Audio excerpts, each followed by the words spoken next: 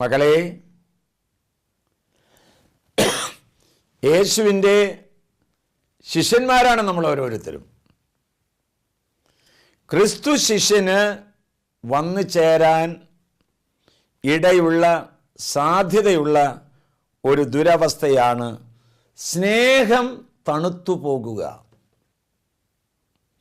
ദൈവത്തോടുള്ള സ്നേഹം തണുത്തു പോകുക, സഹോദരങ്ങളോടുള്ള സ്നേഹം തണുത്തു പോകുക,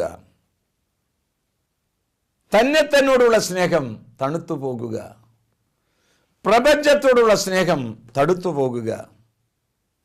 ഒരു പ്രതിസന്ധി വരുമ്പോൾ, ഒരു മാനഹാനി ഉണ്ടാകുമ്പോൾ, ഒരു പരാജയമോ ഭീതിയോ ഉണ്ടാകുമ്പോൾ, ആത്മഹത്യാ പ്രവണത ഉണ്ടാകുമ്പോൾ സ്നേഹം തണുത്തു പോകാനായിട്ടുള്ള സാധ്യത ക്രിസ്തു ശിഷ്യനുണ്ട് എന്ന് തിരിച്ചറിയണം.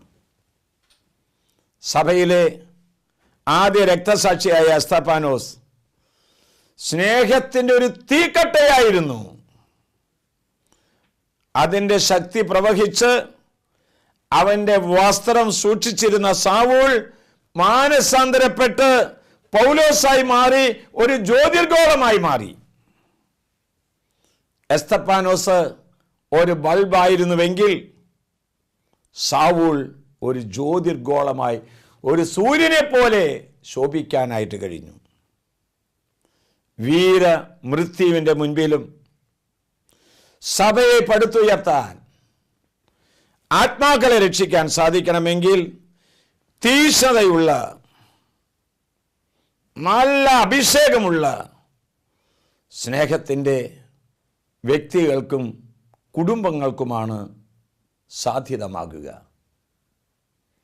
നമ്മുടെ കർത്താവ് യേശു മിശിഹായുടെ കൃപയും പിതാവായ ദൈവത്തിൻ്റെ സ്നേഹവും പരിശുദ്ധാത്മൻ്റെ സഹവാസവും നാം എല്ലാവരോടും കൂടി ഉണ്ടായിരിക്കട്ടെ, ഇപ്പോഴും എപ്പോഴും എന്നേക്കും. ആമേൻ.